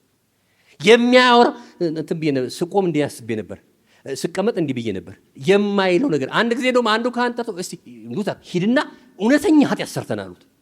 በትክክል ኃጢአት ስራናና ተናዘዝ ያሉት። በቃ ለእያንዳንዱ ነገር እንዴት ብዬ ነበር ከምኑ የእግዚአብሔር የጽድቅ ከፍታ ስለገባው ማለት ነው። በዚህ አምላክ ፊት እንዴት እቆማለሁ? ይህን ተናዞ አይበቃውም፣ በቃ አይጠቅምም። ተናዞ ቤት ይገባና ራሱን ደግሞ ይቀጣል። አንተ ኃጢአተኛ እያለ ምን ያደርጋል መሰላችሁ? በአውሮፓ ብርድ መሬት ላይ ያለ ልብስ ይተኛል ራሱን ለመቅጣት።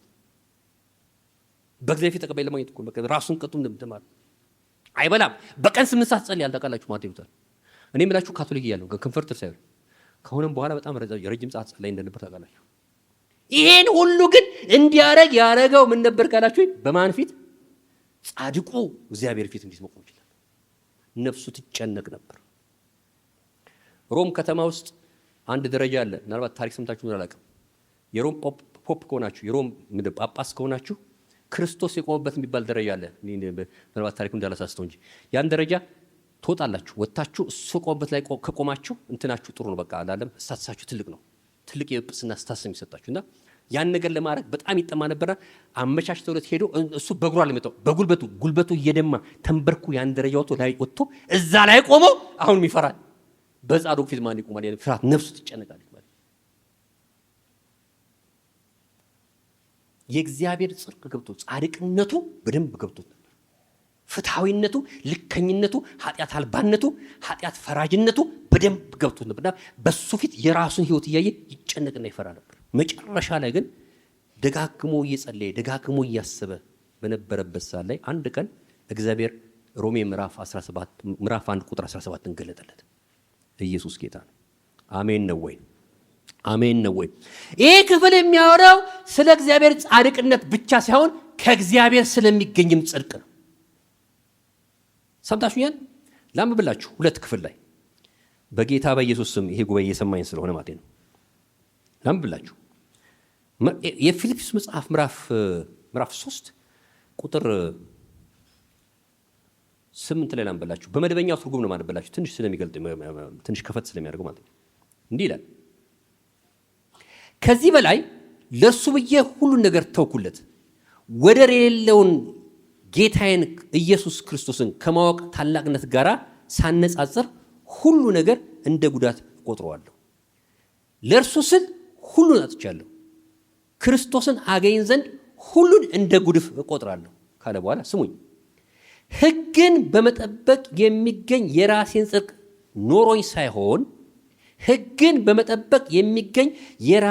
ኖሮኝ ሳይሆን በክርስቶስ በማመን ይኸውም ከእግዚአብሔር የሚመጣ ከእምነት በሆነ ጽድቅ በእርሱ ዘንድ እገኝ ዘንድ ነው ይላል ጳውሎስ። ምን የሚል? ከእግዚአብሔር የሚመጣ የእግዚአብሔር የሚቆጠር ጽድቅን አገኝ ዘንድ በእኔ የሚገኘውን ጽድቅ ምን አልኩት ይላል? እንደ ጉድፍ ቆጠርኩት ይላል ጳውሎስ። ይሲ በጻድቁ በእግዚአብሔር ፊት የእሱን የባህሪ ልቀት መገለጫ የሆኑ ሕጉን በመጠበቅ በእግዚአብሔር ፊት ጽድቅ መሆን መገኘት አይቻልም። ሕግን ለማድረግ በጣራችሁ ቁጥር ኃጢአተኝነታችሁ እየገባችሁ ነው የሚሄደው። አትጸድቁም። በዚህ ፊት ተቀባይ ህሊናችሁ ራሱ ይወቅሳችኋል። ጽድቅ እንደሆነ አይነግራችሁም ህሊናችሁ ራሱ። ታዲያ እንዴት ነው በእግዚአብሔር ፊት የሚጸደቀው ካላችሁ ይሄ ነው ወንጌል ምስራችሁ። እግዚአብሔር ከሱ ዘንድ በስጦታ የመጣ የሚቆጠር ጽድቅ በወንጌል አውጇል ነው። እስቲ አሜን በሉ። ገብቷችሁ እንደሆነ አላውቅም። ከእግዚአብሔር የሚገኝ እግዚአብሔር ለሰዎች የሚቆጥረው እግዚአብሔር ለሰዎች የሚቆጥርላቸው ለሰዎች የሚሰጣቸው ጽድቅ አለ። እሱን ክርስቶስን በማመን የሚገኝ ጽድቅ ነው ይላል። አብርሃም በእግዚአብሔር ፊት ተቀባይነት ያገኘው ጽድቅን ያገኘው በስራው አይደለም። መገረዝ የሚባለው ህግ እንኳን ሳይዘ ሙሴ አልነበረም ታውቃላችሁ። ህግ አልመጣም ዘሳት ራሱም እንኳን አብርሃም አልተገረዘም። ገና ባልተገረዘበት መገረዝ የሚባለው እንኳን ህግ ከመሰጠቱ በፊት አብርሃም እግዚአብሔርን አመነ። ያ እምነቱ ምን አለለት? በሉ ባካችሁ ይሄ ከእግዚአብሔር ዘንድ የሚወጣ ጽድቅ ነው። አሜን ነው ወይ? ወንጌል ማለት አንተ ሰዎች እኮ በእኛ ዘመን ለምንድን ነው አማራጭ የሚፈልጉት? በእኛ ሀገር ኮንቴክስት ላምጣላችሁ። ለምን ነው የእኛ ሀገር ዘመዶቻችን ለምንድን ነው አማራጭ የሚፈልጉት? ከእኔ የተሻለ እግዚአብሔር የተቀበለው ምን አለ? በሉ ባካችሁ ጻድቅ አለ። ስለዚህ በሱ በኩል ብሄድ ማን ይቀበለኛል እንጂ እኔን ልክ ናችሁ እኮ እኔን አይቀበለኝ። እኔን ኃጢአተኛውን በተአምር አይቀበለኝ። ካሪያስ ምን ይሻለኛል?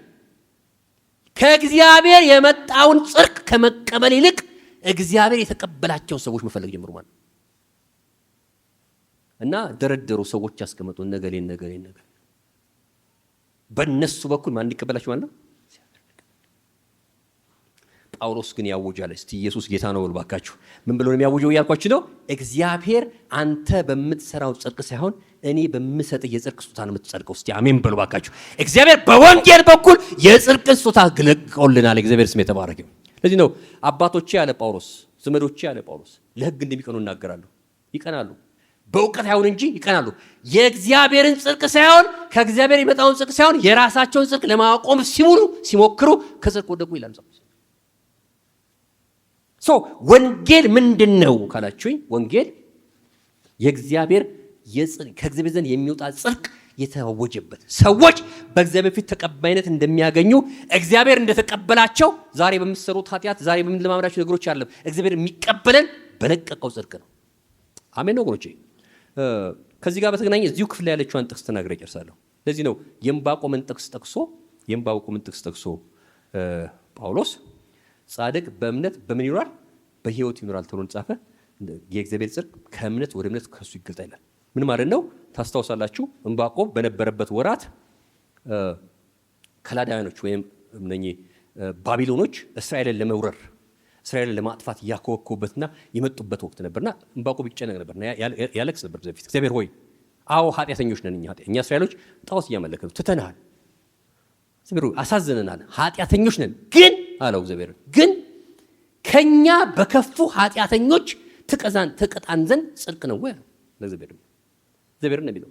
እኛ ኃጢአተኞች ነን፣ ልክ ነን፣ ቅጣት ያስፈልገናል። አዎ ግን ልቀጣን ስትነሳ ከኛ በባሱ ኃጢአተኞች በከዳንያን እኛን ተቀጣናል ሲለው እግዚአብሔር እንዲመልስለት እግዚአብሔር ምንድነው? ጻድቅ ነውና ጻድቅ በምን ይኖራል? እግዚአብሔር ለኪዳኑ ታማኝ ነው። የሚያደርገው ነገር ላንተ ዛሬ ባይገባ እግዚአብሔር ጻድቅ ነው። ጽድቁን መቀበል ከፈለክ ጽድቁን ማግኘት ከፈለክ እመን፣ እግዚአብሔር ልክ ነው። እንዲቀጣችሁ ነው አትጨነቅ፣ ግድ የለም እግዚአብሔር ልክ ነው። አዎ ዛሬ ቢቀጣ ነገር ሪስቶር ያደርጋል እግዚአብሔር። አሜን ነው ወይ? እግዚአብሔር አድኖ ይገለናል አይደል? መጽሐፍ ቅዱስ ገሎ ያድነናል ነው። አሜን ነው ወይ? አይተወንም ገሎ ምን ያደርገናል? ደግሞ ያድነናል። አሜን ነው ወይ? እና እግዚአብሔር ጻድቅ ነው አለው ለዕንባቆም። ለዚህ መጨረሻ ላይ ዘመር እግዚአብሔር ኃይሌ ነው ብሎ ዘመረ ዘማሪው። ምንም ባይኖር ባይገባኝም እንዲህ ቢሆንም እግዚአብሔር ልክ ነው፣ በቃ ለኪዳኑ ታማኝ ነው። ለአብርሃም ለገባው ኪዳን ለሙሴ ለገባው ኪዳን ታማኝ ነው። በሱ እምነት እኖራለሁ። አሁን የማረው ነገር አልገባኝም፣ የማልፍበት ነገር አልገባኝም። አንድ ነገር ግን አውቃለሁ፣ እግዚአብሔር እውነተኛ ነው። እስቲ አሜን በሉ። አምናለሁ። እሱ በቃ ጻድቅ በምን ይኖራል? ከእምነት ወደ እምነት ይገልጣል የሚለው ሐሳብ አንዳንድ ሰዎች እንደሚያስተምሩት ከእምነት የግሪኩ ትርጉም ፌዝ ብቻ ሲሆን ፌስፉልነስን የሚያሳያል። እና ወንጌል በእምነትና በታማኝነት እየተገልጠ ይቀጥላል ማለት አምነን እንድናለን። ከዛ በኋላ በታማኝነት ደግሞ እንቀጥላለን ከእግዚአብሔር ጋር። ለዚህ ነው ጳውሎስ ምናለ የዳናችሁበት ደግሞ ምን ያላችሁበት የቆማችሁበትን ወንጌል አሳስባችኋል አይደል ያላቸው። ወንጌል የምንድንበት ሳይሆን ደግሞ ምን ብልበት ነው የምንቆምበትን። ድናል ብለን የምንቆመው ነገር አለ። ቀጥለን የምንቆም በታማኝነት ቀጥለን የምንሄድበት እምነት ነው ወንጌል። የእግዚአብሔር ስም የተባረከ ይሁን። ነገር ይልጠቅልል የክርስትና ወንጌል ማኒፌስቶ የተገለጠበት መጽሐፍ ነው የሮሜ መጽሐፍ። ወንጌል ምንድን ነው ካላችሁኝ፣ ወንጌል እግዚአብሔር አሜን ነው። ተራ ንግግር አይደለም። በሰዎች ብልሃት የተፈጠረ ፍልስፍና አይደለም።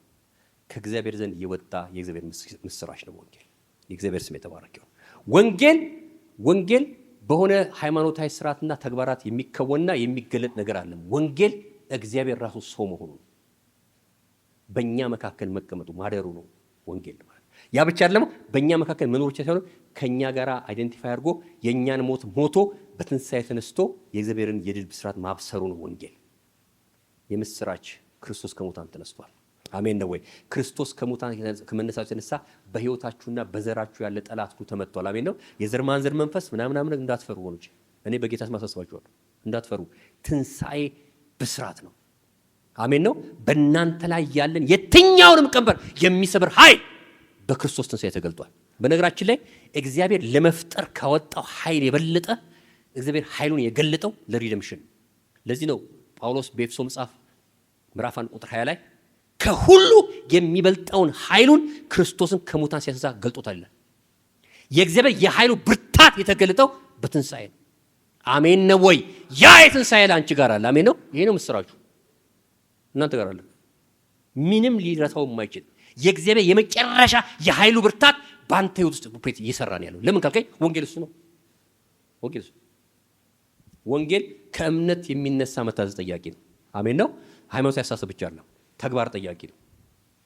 አምነን የምንተገበረው ልምድ ነው ወንጌል። ወንጌል የእግዚአብሔር ኃይል ነው። እንዳልኳችሁ ወንጌል የእግዚአብሔር ኃይል ነው። ምክር አይደለም፣ በጎ አስተሳሰብ አይደለም፣ ዴሊቨር የሚያደርግ ፓወር ነው። እግዚአብሔር የገለጠው ኃይል ነው ወንጌል።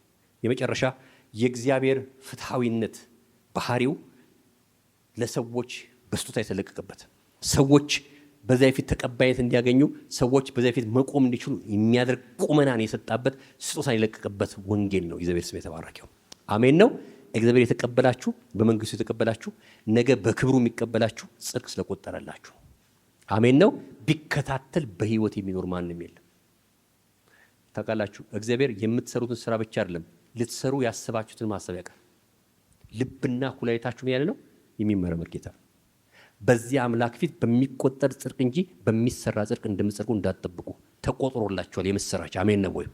በክርስቶስ ሞትና ትንሣኤ የእግዚአብሔር ጽድቅ ተቆጥሮላችኋል። ጳውሎስ እኔ ይሄንን አገኝ ዘንድ በእኔ ዘንድ የነበረውን ክቡር የሆነው በሰዎች ዘንድ የሚያስከብረኝ ጥሩ ስም ያሰጠኝ የነበረውን ያን የከበረ ነገር እንደ ጉድፍ ቆጠርኩት ይላል ጳውሎስ። የግሪኩ ቃል በጣም ጠንካራ ነው። እንደ ሽንት ቤት ቆሻሻ ቆጠርኩት ነው የሚል። ምን ያህል እንደሚሸጥ እንደዛ የሚያስጠላ አድርጌ ቆጠርኩት እንጂ ያኛውን ለምን በክርስቶስ እገኝ ዘንድ ለምን በክርስቶስ የመጣውን ጽድቅ ስጦታ እቀበል ዘንድ ያኛውን እንደምናምን ቆጠርኩት ይላል ጳውሎስ። ይሄ ነው ወንጌል ወገኖቼ። የጌታ አምላካችን ስም የተባረከው አሜን ነው። ጨረሻ እንዳልኳችሁ ምንም ገባችሁም አልገባችሁም አንድ ነገር ወቁ፣ እግዚአብሔር ልክ ነው አሜን ነው። የምታልፉበት ጎዳና የምትሄዱበት መንገድ ባይገባችሁም እንደባቆ አንድ ነገር ወቁ፣ እግዚአብሔር አይሳሳትም። አጀንዳ ጠፍቶበት ዶሲያችሁ ጠፍቶበት መረጃ ሳይደርሰው ቀርቶ የሆነ ነገር ረስቶ አይደለም።